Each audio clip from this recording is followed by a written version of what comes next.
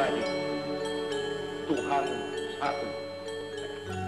Dan kepercayaan kepada Tuhan yang satu inilah, tauhid inilah yang menjadi api yang berkobar-kobar menyala-nyala di dalam Quran itu.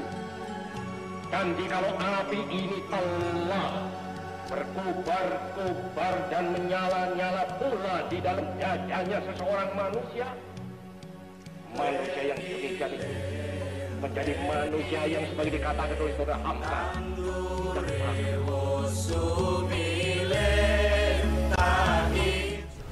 Bismillahirrahmanirrahim. Assalamualaikum warahmatullahi wabarakatuh. Alhamdulillahi rabbil alamin. Alhamdulillahi rabbil alamin. Assalatu wassalamu ala sayyidil mursalin habibina wa syafi'ina wa maulana Muhammad wa ala alihi tayyibin wa sahbihi al-muntajabin wa tabi'ina lahum bi ihsanin ila yaumiddin. Sahabat Islam ramah, marilah kita bersyukur kehadirat Ilahi Rabbi atas segala rahmat dan nikmat yang diberikan Allah kepada kita semua. Mudah-mudahan puasa kita diterima, amal kebaikan kita, sholat tarawih, dan berbagai ibadah yang lain, zakat kita. Mudah-mudahan Allah selalu melindungi kita, melindungi negeri ini. Lebih-lebih di tengah pandemi, mudah-mudahan kita diberi keselamatan, kesehatan, dan insya Allah dengan doa-doa kita dan syukur kita, negeri ini bisa melalui wabah dengan baik dan kita bisa kembali hidup normal. Selawat serta salam marilah kita sampaikan kepada baginda Rasulullah SAW. Mudah-mudahan dengan selawat hati kita selalu tentram, selalu damai, selalu tenang, penuh kebahagiaan, dan kita bisa membangun persaudaraan di antara sesama. Marilah kita yakin bahwa ajaran Rasulullah SAW adalah ajaran rahmat bagi semua. Maka dengan selawat yang terus kita baca, kita akan selalu mengingat ajaran Rasulullah Al-Hanifiyah Samhah, ajaran yang mengajak kepada kebenaran, kepada jalan yang lurus dan penuh toleransi.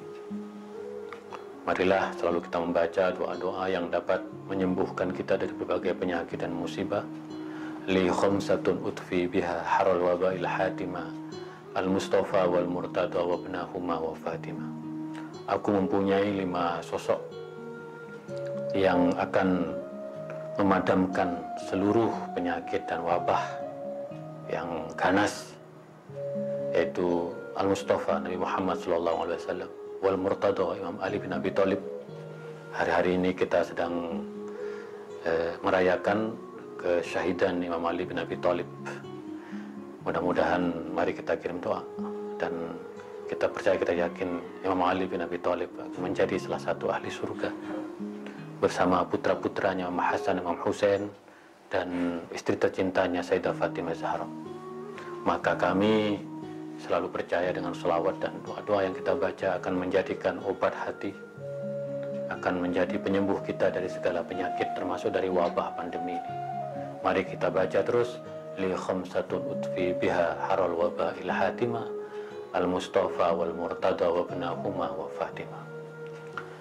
Sahabat Islam ramah, mari kita lanjutkan ngaji pemikiran keislaman Bung Karno. Pemikiran yang kita sudah simak dan dengarkan bersama-sama, pemikiran yang luar biasa, yang betul-betul membangkitkan jiwa api Islam dalam diri kita. Karena Bung Karno mengajak kita bertauhid, mengajak kita mencintai Rasulullah, mengajak kita untuk menggunakan akal, mengajak kita untuk bekerja keras, terus berbanting tular, berkolaborasi, bergotong royong. Bung Karno mengajak kita untuk membangun negara nasional, negara Pancasila, yang membangun kebersamaan di tengah keragaman. Pemikiran yang genuine, yang orisinil, yang bersumber dari hazanah keislaman dan tradisi kebudayaan Indonesia yang luhur, serta pandangan-pandangan kebangsaan yang humanis, yang manusiawi. Oleh karena itu ngaji pemikiran keislaman Bung Karno akan memberikan manfaat yang seluas-luasnya kepada kita, terutama umat Islam. Kita harus yakin bahwa kita mendirikan atau negara ini adalah negara yang dirahmati oleh Allah, dengan Pancasilanya, dengan Bhinneka Tunggal Ikanya, NKRI, Negara Kesatuan, dan konstitusinya. Mari kita jaga bersama-sama. Umat Islam adalah umat yang terbesar di negeri ini. Jangan berpikiran untuk mengganti Pancasila, untuk merusak apa yang sudah dibangun oleh pendiri bangsa, khususnya Bung Karno. Jauhilah ide-ide seperti khilafah, ide-ide yang memecah belah, ide-ide kaum ekstremis. Mari dengan ngaji pemikiran keislaman Bung Karno, kita semakin yakin bahwa negara Indonesia adalah rahmat Allah di muka bumi. Karena sungguhnya Allah adalah wa ilahukum ilahu wahid, la ilaha illa huwa rahmanur rahim. Dan sungguhnya ajaran Rasulullah adalah ajaran yang membawa rahmat. Wa ma arsalnaka illa rahmatan lil alamin. Nah, sahabat Islam Ramah, ngaji pemikiran keislaman Bung Karno pada hari ini yaitu tentang bagaimana Bung Karno membangun visi keislaman dan kebangsaannya. Judulnya adalah Saya Digembleng oleh Haji Umar Said Cokro Aminoto. Pidato ini disampaikan dalam pembukaan Kongres Gerakan Wanita Partai Sarekat Islam Indonesia pada tanggal 1 Maret tahun 1966. Nah, pada forum ini Bung Karno mendapatkan gelar Perintis Kemerdekaan Indonesia. Tentu Bung Karno senang dan bangga karena terus diapresiasi oleh bangsanya sendiri, bahkan oleh dunia. Nah, tetapi Bung Karno di dalam forum ini justru ingin menjelaskan sesungguhnya siapa yang betul-betul disebut sebagai perintis kemerdekaan Republik Indonesia. Dan Bung Karno menjelaskan 5 tahap perjuangan atau gerakan kemerdekaan Indonesia.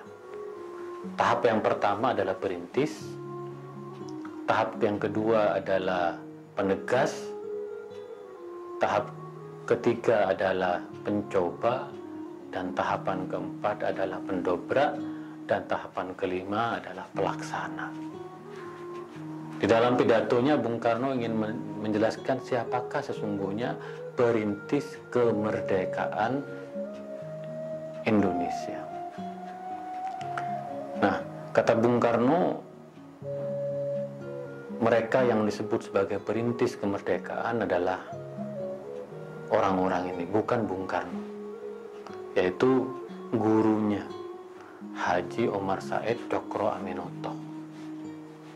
Bung Karno pernah mondok, kata Bung Karno, atau numpang atau tinggal atau ngekos dalam bahasa sekarang di rumah Haji Omar Said Cokro Aminoto di Jalan Peneleh, Surabaya.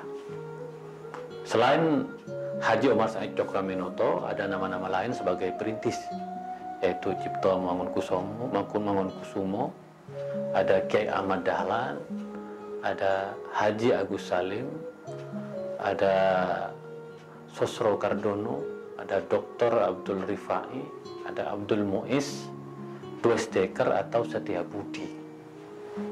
Itulah sungguhnya yang dapat disebut sebagai perintis kemerdekaan.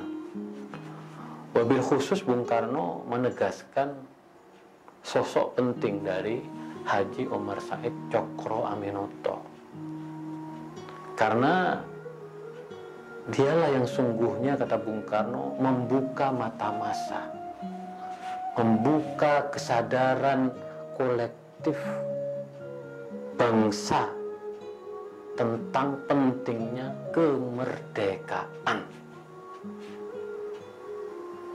Maka Bung Karno melihat langsung ketika rumah Haji Omar Said Cokro Aminoto di Jalan Peneleh di Surabaya menjadi tempat berkumpulnya para perintis kemerdekaan. Mereka menggelorakan cita-cita kemerdekaan. Bahkan kata Bung Karno, tempat mondoknya di rumah Haji Omar Said Cokroaminoto dijadi tempat penginapan para tokoh-tokoh besar. Maka Bung Karno mengisahkan kadang tidur dengan Haji Agus Salim, kadang tidur dengan Haji Abdul Muiz, dengan Cipto Mangunkusumo. Dan dalam pembicaraan mereka, kata Bung Karno, menggelorakan cita-cita. Maka kita sebagai bangsa jangan jas merah, jangan sekali-kali melupakan sejarah. Sejarah perintis kemerdekaan Indonesia.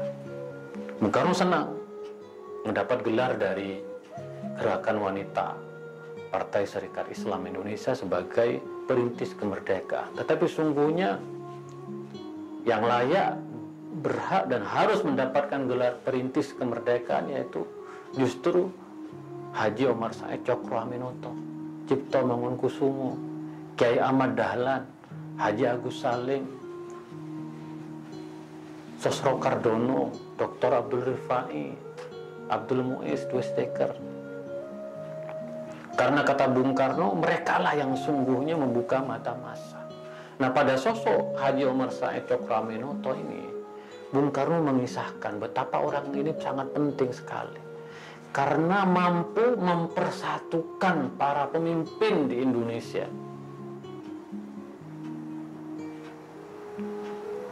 Kita tahu bahwa tentu setiap pemimpin mempunyai pandangan politik.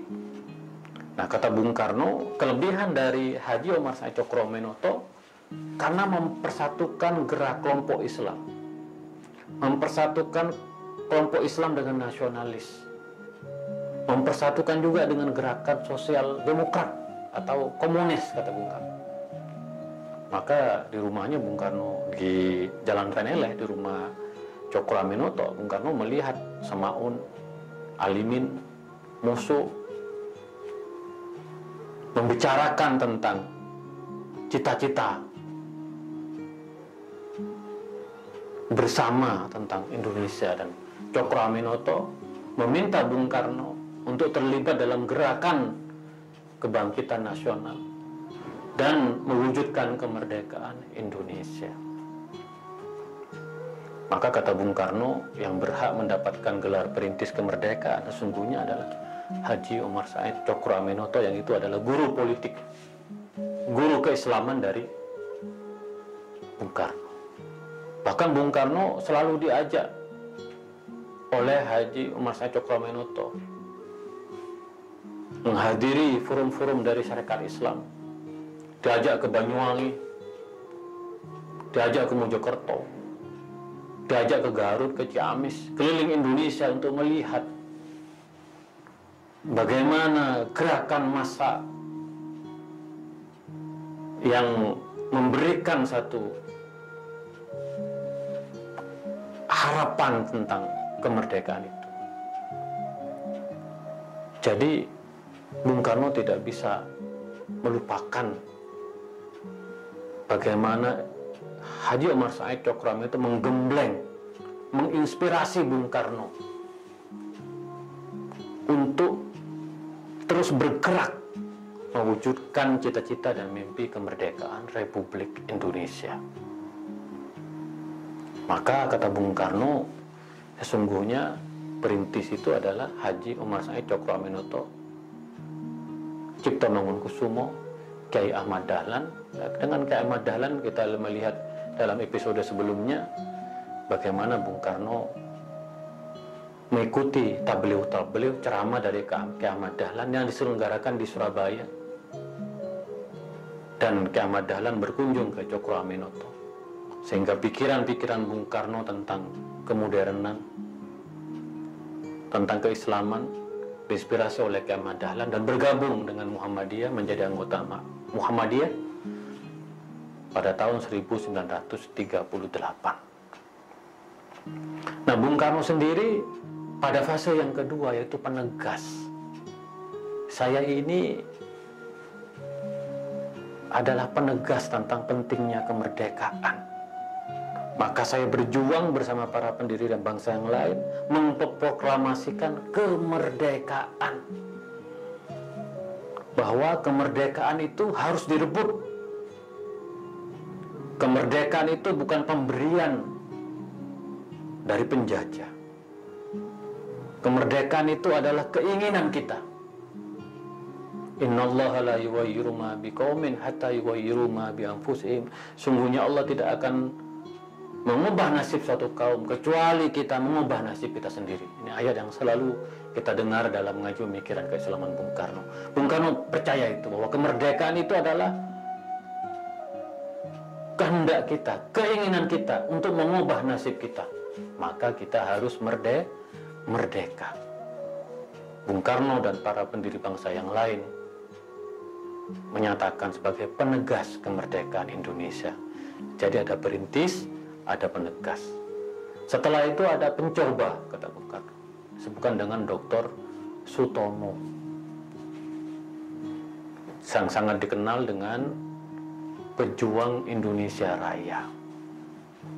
Mewujudkan Indonesia Raya dengan cara bekerja sama dengan penjajah. Bung Karno berbeda dengan Dr. Sutomo, bahwa kemerdekaan itu harus direbut, bukan dengan jalan kerjasama. Kita, negara ini tidak akan pernah merdeka kalau kita bekerja sama. Kita harus merebut kemerdekaan. Kita harus menunjukkan kedaulatan kita, kemandirian kita, kepribadian kita sebagai bangsa. Maka kemudian ada pencoba, itu fase yang ketiga. Nah, fase yang keempat ada namanya pendobrak, yang terus mengubarkan api semangat perlawanan, mendobrak, menunjukkan kedaulatan kita, disebut dengan Khairus Sholeh.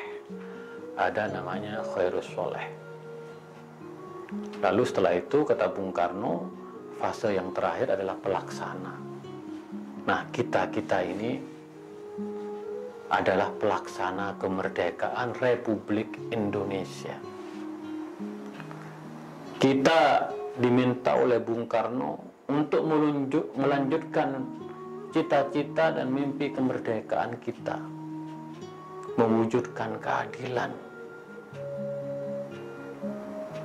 mewujudkan kemakmuran, mewujudkan persaudaraan, yang kata Bung Karno itulah cita-cita Islam yang diajarkan oleh Haji Omar Said Cokro Aminoto. Bahwa perjuangan kita menuju kemerdekaan ini adalah perjuangan yang luar biasa, dirintis oleh Haji Omar Said Cokro Aminoto. Dan kita mempunyai tanggung jawab dan amanat suci untuk menjadi pelaksana, melaksanakan kemerdekaan agar betul-betul dirasakan oleh seluruh komponen bangsa. Bung Karno pada saat itu mengkritik, karena kata Bung Karno banyak sekali anjing yang menggonggong. Ada kelompok-kelompok yang merendahkan bangsanya sendiri, yang mengatakan bahwa ekonomi Indonesia sedang runtuh. Bung Karno menjelaskan, anjing menggonggong, kafilah tetap berlalu. Biarkan mereka tidak percaya bahwa bangsanya sedang bagus. Menurut Karno membandingkan antara masa ketika Haji Omar Said Cokro Aminoto hidup dengan masa sekarang, terutama bagi Partai Syarikat Islam Indonesia, bagi anggota. Bung Karno melihat bahwa anggota Partai Kongres yang gerakan wanita yang berkongres pada waktu itu menggunakan baju kain ciamisan, kain dari Garut. Kita sudah berdaulat, bisa memakai baju kain yang merupakan karya kita sendiri, menggunakan jas, menggunakan dasi, makan yang enak. Tentu kata Bung Karno, mari jangan merendahkan bangsa sendiri. Kita sebagai pelaksana kita melihat bahwa negeri ini sedang berproses menuju tangga kemajuan. Ada capaian-capaian. Dan tentu pada zaman Bung Karno kita melihat betapa banyak karya-karya yang sudah dilahirkan, baik karya yang bersifat lahir maupun karya yang bersifat kebatinian bangsa ini dengan Pancasilanya. Tetapi kata Bung Karno, memang ada beberapa pihak yang selalu penuh pesimisme, merendahkan bangsanya sendiri. Dari situlah kata Bung Karno, kita harus yakin sebagai bangsa, belajar dari Haji Omar Said Cokroaminoto,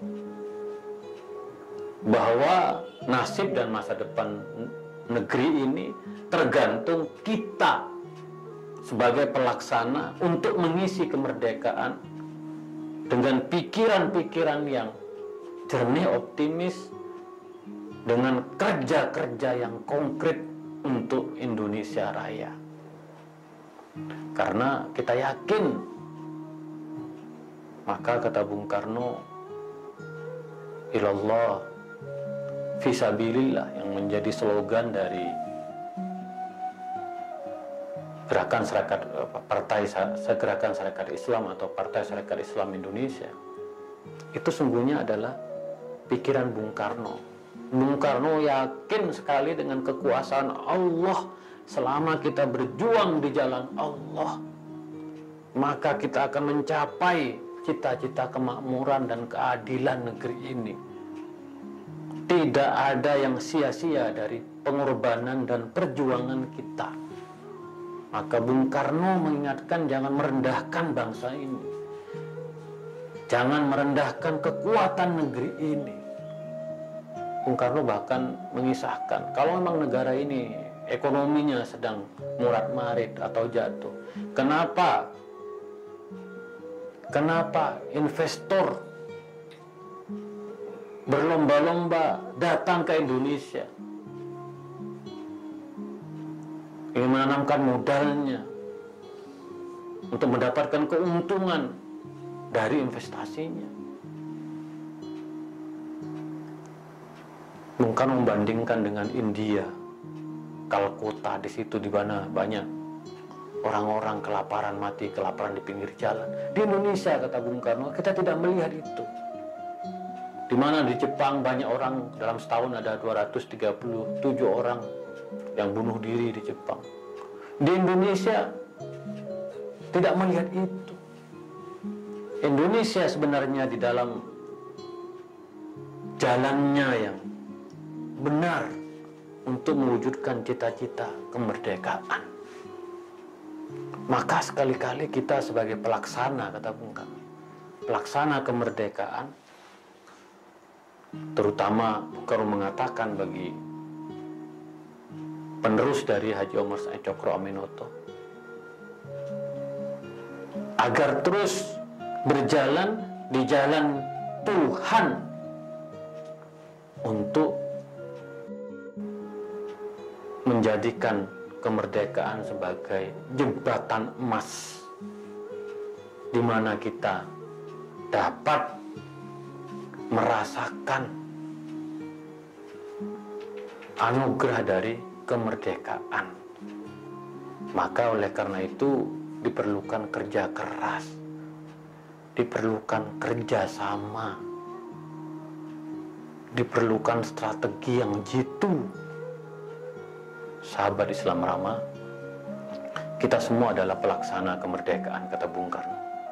Kita yang akan melanjutkan dari perintis, yaitu Haji Omar Said Cokroaminoto, Cipto Mangunkusumo, Kiai Ahmad Dahlan, Haji Agus Salim, Sosro Kardono, Dr. Abdul Rifai, Abdul Muiz, Setiabudi. Lalu setelah itu ada penegas, yaitu Bung Karno sendiri bersama para pendiri bangsa yang lain yang telah berhasil memproklamasikan kemerdekaan Indonesia, meletakkan dasar negara, melahirkan konstitusi Negara Kesatuan Republik Indonesia, Bhinneka Tunggal Ika. lalu ada pencoba Dr. Sutomo, lalu ada pendobrak Khair Saleh, dan kita sebagai pelaksana, marilah kita mengisi kemerdekaan dengan optimisme, dengan arah pembangunan yang jelas dan terukur. Maka dalam berbangsa dan bernegara kita harus mempunyai haluan bernegara, sehingga agenda-agenda pembangunan bangsa bukan sekadar menjadi agenda politik, tetapi harus menjadi visi bersama dalam berbangsa dan bernegara. Sehingga dalam jangka 25 tahun setelah 100 tahun Indonesia merdeka, dalam jangka 50 tahun, dalam jangka 100 tahun, kita mempunyai satu progresivitas, capaian-capaian yang itu merupakan kemajuan kita sebagai bangsa. Dan kita lebih-lebih sebagai umat Islam harus yakin bahwa menurut Haji Omar Said Cokroaminoto, bahwa mewujudkan kemerdekaan, mewujudkan kemakmuran, mewujudkan keadilan, mewujudkan persaudaraan, melawan penindasan merupakan cita-cita Islam. Maka umat Islam harus berada di garda terdepan untuk berperan secara aktif dalam mewujudkan cita-cita bersama ini. Kita tidak boleh berdiam diri. Kita tidak boleh pesimis. Apalagi kita terlibat dalam pertarungan isu-isu sara seperti yang kita lihat sekarang ini. Sungguh ini jauh dari cita-cita Islam yang digambarkan oleh Haji Omar Said Cokroaminoto, yang diamini oleh Bung Karno. Bahwa, kata Bung Karno, kita untuk semua, semua untuk semua. Bahwa kita harus gotong royong bersama-sama membangun dengan negeri ini, saling bergandengan tangan dengan umat agama yang lain, umat Kristen, umat Hindu, umat Buddha, umat Konghucu, dan aliran kepercayaan yang lain. Karena negeri ini adalah negeri yang dibangun dengan spirit gotong royong, kolaborasi, kebersamaan. Maka sahabat Islam Ramah, Bung Karno yang digembleng oleh Haji Omar Said Cokroaminoto merasa berhutang budi kepada sang guru, karena betul-betul menginspirasi lahirnya nasionalisme. Dan Bung Karno mengatakan, saya seorang nasionalis. Nasionalisme yang tidak sempit, nasionalisme yang berperi kemanusiaan, nasionalisme yang luhur, nasionalisme yang dalam cita-cita kemasyarakatan, yaitu mewujudkan keadilan sosial. Oleh karena itu, mari terus menggali pemikiran keislaman Bung Karno, pemikiran yang mempunyai basis sejarah, mempunyai basis teologis, mempunyai basis sosiologis, mempunyai basis moral yang sangat kuat. Pemikiran Bung Karno, pemikiran yang sangat penting bagi kita semua. Mari di bulan Ramadan kita terus menggali pemikiran keislaman Bung Karno untuk menjadi bekal kita dalam melanjutkan, melaksanakan kemerdekaan. Kita semua, kata Bung Karno, adalah pelaksana kemerdekaan. Kita yang menentukan arah dari negeri ini. Itulah kira-kira ngaji pemikiran keislaman Bung Karno pada kesempatan kali ini. Kita lanjutkan pada esok hari. Kurang lebihnya mohon maaf. Wa ma taufiqi illa billah, alaihi tawakkaltu wa ilaihi unib. Wallahul muwaffiq ila aqwamit thoriq. Assalamualaikum warahmatullahi wabarakatuh.